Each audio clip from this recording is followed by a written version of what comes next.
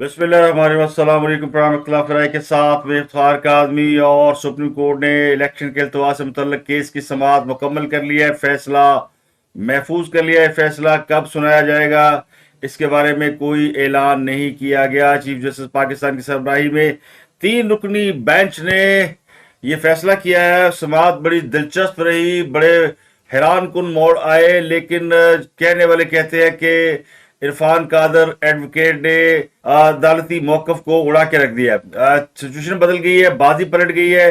कैसे इरफान कादर एडवोकेट ने election commission की जानिब से पेश होकर जो मौकफ इख्तियार किया, उसने जजों को अपनी राय बदलने पे क्या मजबूर कर दिया है। कुछ इशारे ऐसे आ रहे हैं, और आपको आज की समाअत के हवाले से आगाह किया था कि पैगामात का तबादला हो चुका है और ये कोशिश की जाएगी कि मुल्क को किसी सियासी बहरान के बाद किसी आईनी बहरान में नहीं डाला जाएगा।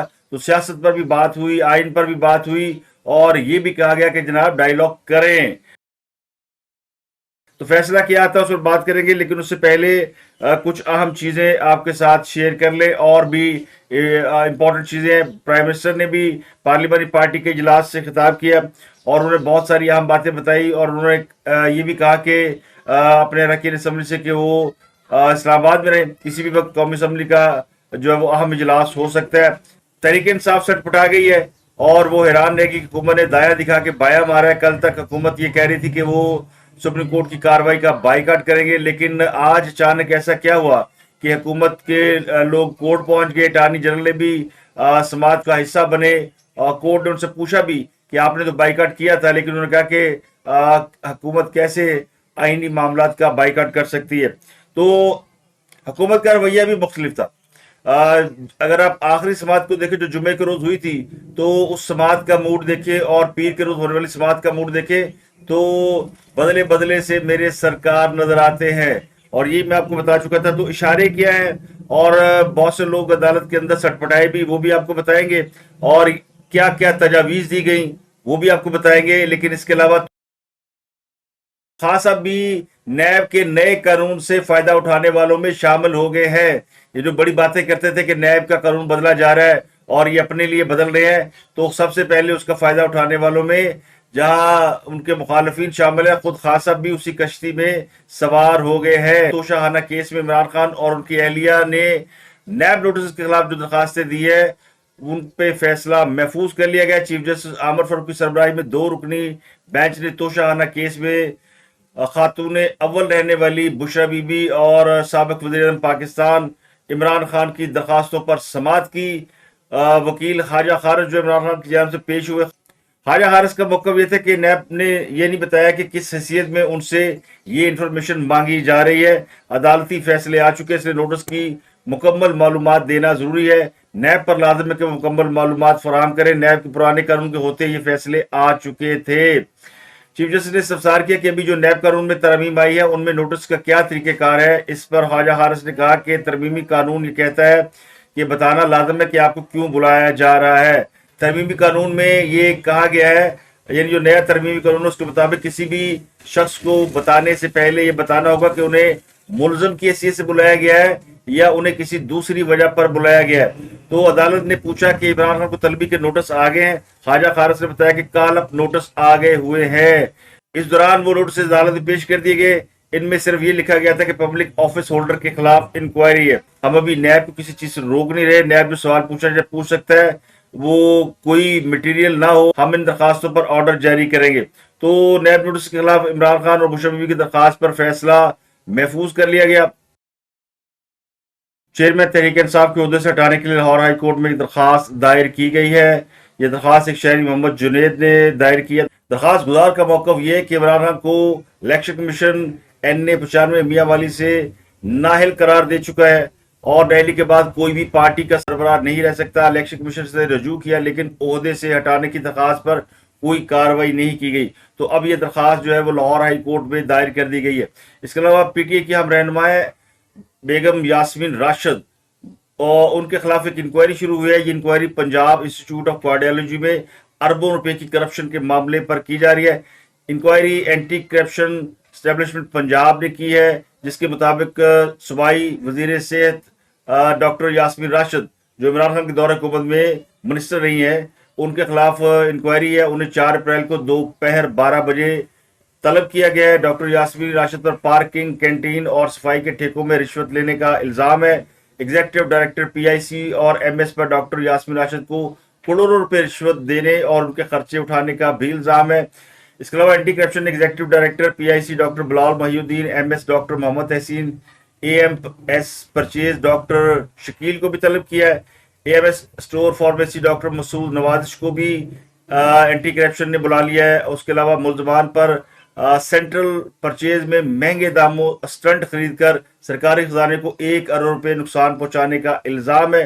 ملزمان پر رواں مالی سال پیپرا رولز کی خلاف ورزی کر کے سٹنٹس کی خریداری میں بھاری کمیشن لینے کا بھی الزام ہے. اس کے علاوہ بائی پاس آپریشن کے لیے جو سامان خریدا گیا تھا وہ بھی مہنگے داموں خریدا گیا ہے. تو پی آئی سی انتظامیہ پر دل کی بیٹریوں سمیت پی آئی سی کے سٹور سے کروڑوں روپے مالیت کا سامان چوری کرنے کا بھی الزام ہے. تو ڈاکٹر یاسمین کے خلاف انکوائری جو ہے وہ اینٹی کرپشن پنجاب کر رہی ہے. تو مین سٹوری یہ کہ سپریم کورٹ نے پنجاب اور خیبر پختونخوا میں الیکشن کے التوا سے متعلق جو کیس کی سماعت ہے وہ مکمل کر کے فیصلہ محفوظ کر لیا. اب سماعت کے دوران کیا کچھ ہوا؟ سماعت کے دوران بہت کچھ ہوا. میں نے کل آپ کو خبر دی تھی کہ پیغامات کا تبادلہ ہوا ہے اور یہ فیصلہ کیا گیا کہ ملک کو کسی آئینی بحران سے دوچار نہیں کیا جائے گا. اور اس کی میں آپ کو وجہ بتا دیتا ہوں. آج اس کے باقاعدہ کچھ اشاروں میں تصدیق بھی ہو گئی. پہلا اشارہ تو یہ تھا کہ حکومت نے آج کی عدالتی کارروائی کا بائیکاٹ نہیں کیا. اٹارنی جنرل پہنچے، ان سے چیف جسٹس نے پوچھا کہ آپ نے بائیکاٹ کیا تھا؟ تو انہوں نے کہا نہیں جی، ہم کسی بھی آئینی معاملے کا یا سپریم کورٹ جیسے آئینی ادارے کا بائیکاٹ نہیں کر سکتے، جس کو کورٹ نے ویلکم کیا. اس سے پہلے کل جو کورٹ نے 31 مارچ کے فیصلے کا حکم نامہ جاری کیا تھا تو اس میں بھی یہ ذکر کیا، اس میں بھی فل کورٹ کا ذکر نہیں کیا گیا تھا. تو آج اس کی وضاحت دے دی گئی کورٹ کے اندر کہ فل کورٹ جو ہے اس کے بارے میں بات ہوئی تھی اور ابھی اس کے اوپر فیصلہ نہیں ہوا کہ ہم نے فل کورٹ کی نہ کوئی باقاعدہ استدعا آئی، نہ ہم نے باقاعدہ اس کو مسترد کیا. تو یہ معاملہ جو ہے نا ابھی پینڈنگ ہے. تو فل کورٹ کا جو راستہ ہے وہ ابھی اوپن ہے. تو یہ بھی ایک گڈ جیسچر جو وہ دیا گیا. تو حکم نامے میں فل کورٹ کا معاملہ شامل ہی نہیں کیا گیا تھا. اس کے علاوہ آج عرفان قادر صاحب کورٹ کے اندر پیش ہوئے اور عرفان قادر صاحب نے جو کچھ کیا اس کے بعد کورٹ کا موڈ بھی بدل گیا، مزاج بھی بدل گیا. اس سے پہلے کورٹ بڑی ہی یعنی کورٹ کے اندر جو 2-3 چیزیں بڑی امپورٹنٹ نظر آئیں وہ یہ نظر آئیں کہ بینچ ہر صورت الیکشن کی خواہش رکھتا ہے. یہاں تک کہا گیا کہ اگر فوج اویلیبل نہیں ہے تو فوج کے جو دیگر ادارے ہیں جن میں نیوی ہے، ایئر فورس ہے، ان کو بھی استعمال کیا جا سکتا ہے. اور پھر یہ کہا گیا جی کہ اگر ریٹائرڈ فوجی جو ہے ان کو بھی لگایا جا سکتا ہے. یعنی جو ایک الزام ہے خان صاحب کے اوپر کہ ان کو ایکس سروس مین کی حمایت حاصل ہے اور اس وقت جو خان صاحب کے حق میں جو بہت زیادہ کمپینیں چلا رہے ہیں ان میں ایک لندن میں صاحب بیٹھے ہوئے ہیں، میجر راجہ عادل صاحب، ایکس میجر ہے وہ، تو وہ بھی ایکس سروس مین کے نمائندے ہیں. تو ایکس سروس مین اکثر عمران خان کے حق میں کمپینیں چلاتے رہے. تو فوج کی طرف سے اس بات کا تاثر دینا کہ یہ الیکشن ریٹائرڈ فوجی بھی کرا سکتے ہیں، اس نے ایک بھوچال پیدا کر دیا. اور یہ تاثر پیدا ہوا کہ عدالت جو ہے وہ شاید یہ چاہتی کہ ایکس سروس مین کو استعمال کر کے الیکشن کرائے جائیں. اور ایکس سروس مین کے استعمال کا مطلب ون وے ٹریفک ہی ہے اور سیدھی بات ہے کہ یہ معاملہ پھر اس طرف جاتا ہے. لیکن یہ ریمارک سے اور یہ بینچ کی جو ہے فرسٹریشن یا انٹینشن شو کر رہے تھے. تو اس کے بعد یہ بھی کہا گیا جی اراکین کو جو فنڈ دیے جا رہے ہیں تو پیسہ تو بڑا ہے. اور پھر اسد عمر کو معاملت کے لیے بلایا گیا. اسد عمر نے بھی عدالت میں آ کے بتایا کہ جی بڑے پیسے ہمارے پاس اور بڑے فنڈز ہمارے پاس اور حکومت جو ہے وہ اراکین اسمبلی کو اتنے کھلے پیسے دے رہی ہے اور یہ الیکشن کرانے سے ایسے ہی بھاگ رہی ہے. تو یہ کچھ چیزیں عدالت کے اندر جو ہے وہ ایسی تھی جس میں ایک وقت میں تو نظر آیا کہ عدالت جو ہے وہ بہت زیادہ ڈیسپریٹ ہے اس معاملے میں. پھر ایک موڈ مزاج چینج ہوا. لیکن اس سے پہلے میں آپ کو کچھ اور چیزیں بھی بتا دوں، اس کے بعد آگے بڑھیں گے کہ پھر وہ کیا ہوا جس کی وجہ سے ٹیبل جو ہے مجھے ٹرن ہوتا نظر آیا. سماعت کے آغاز سے قبل ہی اٹارنی جنرل نے ایک درخواست دائر کی تھی جس میں کہا گیا تھا کہ چیف جسٹس پاکستان عمر بندیال کی سربراہی میں 3 رکنی بینچ یہ مقدمہ نہ سنے اور اٹارنی جنرل کو تقریباً 7 صفحات پر مشتمل درخواست میں یہ استدعا کی گئی تھی. اور اس کے علاوہ 1 اپریل کو جو حکومتی پارٹیوں کا اجلاس ہوا تھا جس سے نواز شریف نے بھی خطاب کیا تھا، اس میں یہ کہا گیا تھا کہ حکومتی اتحادی جماعتیں وہ بینچ پر عدم اعتماد کرتی ہیں اور یہ جو بینچ ہے اس کی کارروائی کا وہ بائیکاٹ کریں گے. تو اس کے بعد پھر آج یہ بھی ایک وقت آیا جب سپریم کورٹ نے حکومتی اتحاد کے وکلاء کو سننے سے انکار کر دیا، کیونکہ خیال یہ تھا کہ آج حکومت جو ہے وہ بائیکاٹ کر کے عدالت میں نہیں آئے گی. اور یہ پی ٹی آئی کے وکلاء کا بھی خیال تھا، پی ٹی آئی کے رہنماؤں کا بھی خیال تھا. لیکن فاروق چنائک روسٹرم پر آئے اور انہوں نے کہا کہ میں بات کرنا چاہتا ہوں. چیف جسٹس نے کہا کہ کیا آپ کیس کا حصہ بن رہے ہیں، آپ نے بائیکاٹ نہیں کیا؟ تو پیپل پارٹی کے وکیل نے کہا کہ ہم نے بائیکاٹ نہیں کیا. فاروق ایچ نائک نے کہا کہ سیاسی جماعتوں کو بینچ پر تحفظات ہے، بائیکاٹ نہیں کیا. جسٹس منیب اختر کا کہنا تھا کہ آپ بائیکاٹ کر کے دلائل دینے آ گئے ہیں. اور سب سے زیادہ اگریسو رویہ ویسے آج جسٹس منیب اختر کا ہی تھا. مسلم لیگ نون کے وکیل اکرم شیخ وہ بھی عدالت میں موجود تھے، تو انہوں نے کہا کہ ہم نے عدالتی کارروائی کا بائیکاٹ نہیں کیا، ہم نے وکالت نامے واپس نہیں لیے، بینچ پر ہمیں تحفظات ہے، وکیلوں کا عدالت آنا ہی اعتماد ظاہر کرتا ہے. جسٹس منیب اختر نے کہا کہ سیاسی جماعتوں کا اجلاس ہوا ہے، 48 گھنٹوں سے قومی پریس میں بائیکاٹ کا اعلان چل رہا ہے. اگر آپ کو ہم پر اعتماد نہیں تو ہمیں بتائیں، آپ کو ہم پر اعتماد نہیں تو آپ دلائل کیسے دے سکتے ہیں؟ اگر اعلامیہ واپس لے لیا تو آپ کو سن لیتے ہیں. تو چیف جسٹس عمر طاہر بدیال کا کہنا تھا کہ بائیکاٹ ہی کرنا ہے تو عدالتی کارروائی کا حصہ نہ بنے. جسٹس اجاز الحسن نے کہا کہ وکالت نامہ دینے والوں نے اس بینچ پر عدم اعتماد کا اظہار کیا. تو یہ بحث جو ہے وہ کافی دیر چلتی رہی، اور اس بحث کے بعد پھر اٹارنی جنرل نے اس فیصلے کا ذکر کیا جو کہ 1 مارچ کو دیا گیا تھا، جو 3-4 سے آیا تھا، اور عدالت نے اس کو 3-2 ڈکلیئر کیا تھا. اس پر اٹارنی جنرل کا موقف یہ تھا کہ الیکشن کمیشن کے پاس اختیار ہے کہ وہ انتخابات کی تاریخ کو آگے بڑھا سکتے ہیں. حکومت آئین کے مطابق چلتی ہے. جس پر چیف جسٹس نے کہا کہ اس پر چیف جسٹس نے کہا کہ سنجیدہ اٹارنی جنرل سے اسی بات کی توقع ہے. جسٹس اجاز الحسن نے کہا کہ سپریم کورٹ کے فیصلے کے بعد الیکشن کمیشن کیسے تاریخ آگے بڑھا سکتا ہے؟ اٹارنی جنرل نے کہا کہ 1 مارچ کا فیصلہ بھی سپریم کورٹ کا ہی تھا. 9 رکنی بینچ تشکیل دیا گیا تھا، 4 ججز نے درخواستیں مسترد کی، 4 ججز نے تفصیلی فیصلے جاری کیے. چیف جسٹس نے کہا کہ جسٹس یحییٰ افریدی نے درخواستوں کو مسترد کیا، اطہر من اللہ نے درخواستوں کو مسترد نہیں کیا. اٹارنی جنرل نے کہا کہ اطہر من اللہ نے جسٹس یحییٰ افریدی کے فیصلے سے اتفاق کیا تھا. 9 رکنی بینچ نے 2 دن کیس کی سماعت کی تھی. تو یہ ایک بڑا اہم موقع تھا جب عرفان قادر صاحب جو وہ اچانک آ گئے روسٹرم کے اوپر. وہ الیکشن کمیشن کے وکیل ہیں، لیکن اس دوران چیف جسٹس کے ریمارکس جاری رہے، اور اٹارنی جنرل نے انہیں کہا کہ 1 مارچ کو عدالتی حکم موجود نہیں تھا. چیف جسٹس نے کہا کہ کیا آپ یہ کہنا چاہتے ہیں 5 رکنی بینچ کبھی بنا ہی نہیں؟ اٹارنی جنرل نے کہا کہ فیصلے میں عدالت نے پنجاب کے لیے صدر اور کے پی کے گورنر کو تاریخ دینے کے لیے کہا تھا. اٹارنی جنرل نے کہا کہ میں آج فل کورٹ بنانے کی درخواست لے کر آیا ہوں. میڈیا نے رپورٹ کیا کہ آپ نے فل کورٹ مسترد کر دی ہے، آپ کے حکم نامے میں ایسی بات نہیں تھی. جسٹس منیب اختر نے اٹارنی جنرل سے استفسار کیا کہ آپ مقدمہ ملتوی کرنا چاہتے ہیں، ایک طرف فل کورٹ کا کہہ رہے ہیں، دوسری طرف التوا کا. اٹارنی جنرل منصور عثمان نے استدعا کی کہ اس کیس کی سماعت مؤخر کر دی جائے. اس پر جسٹس منیب نے کہا کہ آپ اپنا ذہن بنا لیں کہ عدالت سے چاہتے کیا ہے، ایک طرف فل کورٹ کی بات کر رہے ہیں، دوسری طرف آپ کیس کو مؤخر کرنے کے لیے کہہ رہے ہیں. تو اٹارنی جنرل نے کہا کہ میری دانست اور میڈیا رپورٹ کے مطابق فل کورٹ کی استدعا مسترد ہو چکی ہے. پہلی سماعت اور پھر جمعے کو بھی فل کورٹ کی استدعا کی مگر نہیں مانی گئی. فل کورٹ مسترد کرنے کا معاملہ حکم نامے میں بھی شامل نہیں ہے. تو یہ وہ ساری چیزیں ہیں جو میں نے آپ کو بتائیں، کیونکہ یہ کئی گھنٹوں تک سماعت جاری رہی ہے. اس میں بہت سارے ڈائلاگ لے ہیں. عرفان قادر صاحب کی انٹری ہوئی، اور عرفان قادر صاحب نے کہا کہ چیف جسٹس صاحب، جب آپ نے فیصلہ کر لیا ہے کہ ہم نے الیکشن کروانے ہیں اور ڈیٹ بھی دینی ہے، تو آپ وقت کیوں ضائع کر رہے ہیں؟ ڈیٹ دے دیں اور اپنی جان چھڑوائیں اس فضول سو موٹو سے. تو چیف جسٹس صاحب جو وہ چونک گئے. انہوں نے کہا میں نے کب کہا ہے کہ میں ڈیٹ دے کر الیکشن کروانے ہیں؟ میں نے تو ایسی بات کی نہیں. تو عرفان قادر نے کہا کہ پھر صبح سے آپ ہم کو ہیر رانجھا کی فلم کیوں سنا رہے ہیں؟ تو عرفان قادر صاحب کے اس ریمارکس پر چیف جسٹس صاحب تھوڑے سے ناراض ہوئے، چہرہ لال ہوا، اور انہوں نے کہا کہ آپ حد میں رہ کر بات کریں. عرفان قادر نے کہا کہ میں حد میں ہوں، آپ حد کراس کر چکے ہیں. سپریم کورٹ کے 13 ججز کا آپ پر اعتماد ختم ہو چکا ہے. تو جسٹس بدیال نے کہا کہ عرفان قادر صاحب میں آپ کو نہیں سنتا. تو عرفان قادر نے کہا کہ اس کے علاوہ آپ اور کر کیا سکتے ہیں؟ اس پر پھر یہ تھوڑا سا ماحول تھوڑا خراب ہوا، سماعت تھوڑی دیر کے لیے رک گئی. پھر اس کے بعد جب سماعت دوبارہ شروع ہوئی اور پھر دوبارہ آرگومنٹس ہوئے، تو عرفان قادر صاحب نے ایک نقطہ اٹھایا، اور وہ نقطہ انہوں نے اٹھایا کہ جناب صدر جو ہے وہ کوئی بھی حکم دینے سے پہلے وزیر اعظم سے مشاورت کا پابند ہے. تو یہ وہ نقطہ تھا جس نے عدالت کے اندر ایک نیا ماحول کریٹ کیا. چیف جسٹس نے کہا کہ اس نقطے کو تو پہلے کسی نے ہمارے سامنے رکھا ہی نہیں ہے.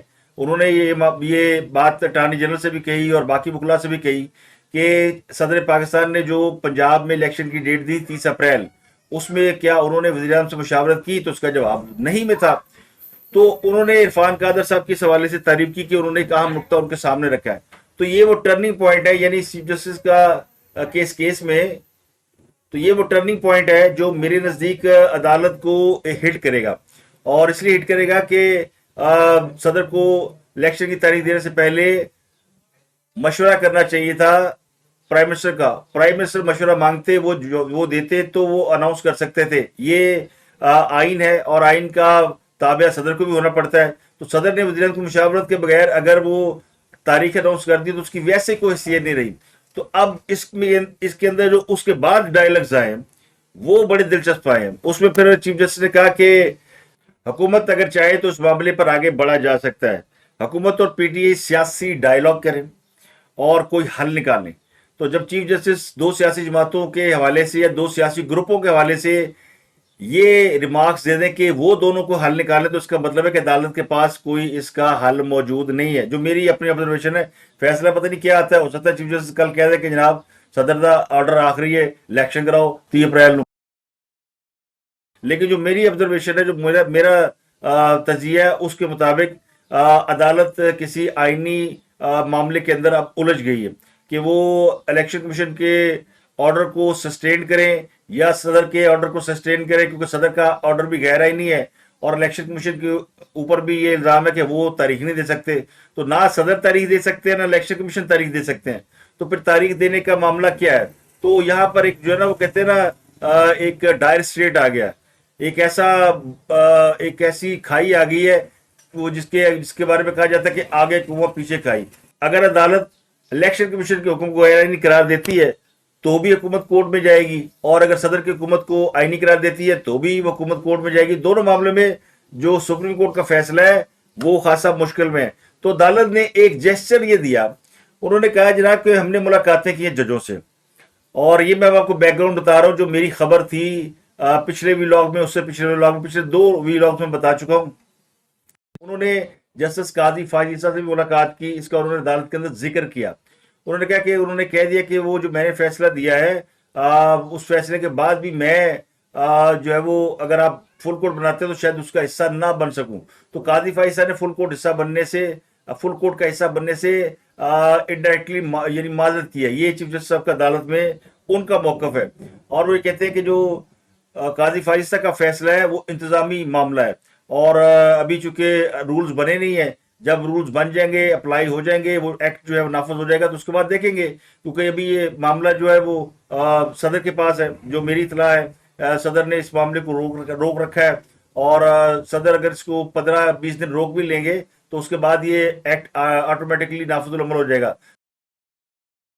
تو صدر آخری ڈیٹ تک اس پر سائن نہیں کریں گے کیونکہ وہ نہیں چاہتے کہ یہ پہلے سے امپلیمنٹ ہو جائے اور موجودہ کیس کے اوپر اس کا کوئی اثر پڑے.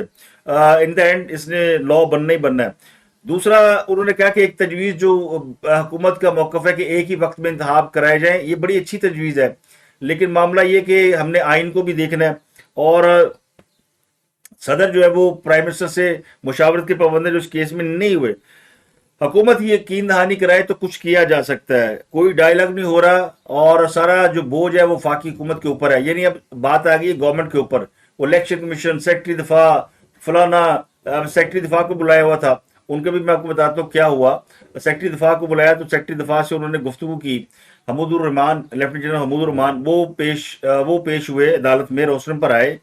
تو چیف جسٹس نے کہا کہ فورسز کا معاملہ صرف آرمی کا نہیں ہوتا، نیوی اور ایئر فورس کا بھی ہوتا ہے. بڑی فوج مصروف ہے تو ہم آپ کی مجبوریاں سمجھ سکتے ہیں، لیکن نیوی اور ایئر فورس سے تو مدد لی جا سکتی ہے. الیکشن کمیشن کہتا ہے کہ 50% پولنگ اسٹیشن محفوظ ہیں. فوج کا ہر یونٹ شعبہ جنگ کے لیے تو نہیں ہوتا. ہم آپ سے حساس معلومات نہیں لیں گے، مجموعی صورتحال بتا دیں. تو انہوں نے کہا کہ بہت سینسٹیو چیزیں ہیں، اوپن کورٹ میں بتا نہیں سکتا. تو انہوں نے کہا جی آپ لکھ کے دے دیں یا ہمیں انہوں کے چیمبر میں بتائی جا سکتی ہیں. تو جج صاحب نے کہا فی الحال پنجاب کا بتائیں کیونکہ خیبر پختونخوا میں ابھی تاریخ ہی نہیں دی گئی، حالانکہ خیبر پختونخوا میں بھی گورنر نے 8 اکتوبر کی ڈیٹ دے دی ہوئی ہے۔ تو انہوں نے کہا کہ کیا پنجاب میں سیکورٹی کے حالات سنگین ہیں، ہم آپ کی مجبوریاں سمجھتے ہیں لیکن پلیز آپ ہمیں گائیڈ کریں۔ تو چیف جسٹس کی اس تقریر کے بعد جو سیکرٹری دفاع ہے انہوں نے پھر اپنا موقف رکھا، انہوں نے کہا جی عدالت میں تفصیلات نہیں بتا سکتا، ہم نہیں چاہتے کہ حساس معلومات ہیں یہ کسی دشمن کے ہاتھ لگ جائیں، سب تک پہنچے، اور انہوں نے کہا پھر آپ ہمیں لکھ کے دے دیں، تحریری طور پر ہمیں بھجوا دیں۔ تو اس کے بعد سیکرٹری دفاع جو ہے وہ سلوٹ مارا، گھر نکل گئے، انہوں نے کہا دیکھی جائے گی۔ سیکرٹری دفاع کا بھی تحریری جواب اور سیکرٹری خزانہ کا بھی تحریری جواب ابھی آنا ہے۔ اس کے باوجود سماعت کے مکمل ہونے کا اعلان کیا گیا اور یہ کہا گیا کہ ہم فیصلہ محفوظ کر رہے ہیں، ہم یہ فیصلہ کسی اور وقت سنائیں گے۔ تو جناب یہ ساری ایک یعنی اس کی پوری داستان ہے۔ اگر میں اس میں اور یعنی عدالت میں آج بندیال صاحب کو لینے دینے پڑ گئے، تو پرائم منسٹر نے آج پھر پارلیمنٹ کے اندر، اس سے پہلے انہوں نے اپنی پارلیمنٹ پارٹی کے اجلاس کے اندر دونوں میں کہا کہ فل کورٹ ہی بنایا جائے، اور پارلیمنٹ پارٹی کے اجلاس کے اندر انہوں نے ایک ہسٹری بتائی آئی ایم ایف کے ساتھ جو معاملہ چل رہے ہیں، چین کے ساتھ جو چین کا ہم نے ہماری مدد اس نے کی، یہ جو آئی ایم ایف نے ہمیں قرض کی قسط دی اور چین نے ہمارا قرض رول اوور کیا، ہم نے چین کو پیسے واپس کیے، انہوں نے وہ پیسے واپس ہمیں قرض کی صورت میں لوٹا دیے، اس سے جو ہے ہماری جو مالی پوزیشن ہے وہ کسی حد تک سٹیبل ہوئی ہے۔ یہ انہوں نے آج کہا کہ یہ جو ہم بچے ہیں اس وقت کرائسس سے، ورنہ آئی ایم ایف نے ہمیں ڈبونے میں کوئی کسر نہیں چھوڑی تھی۔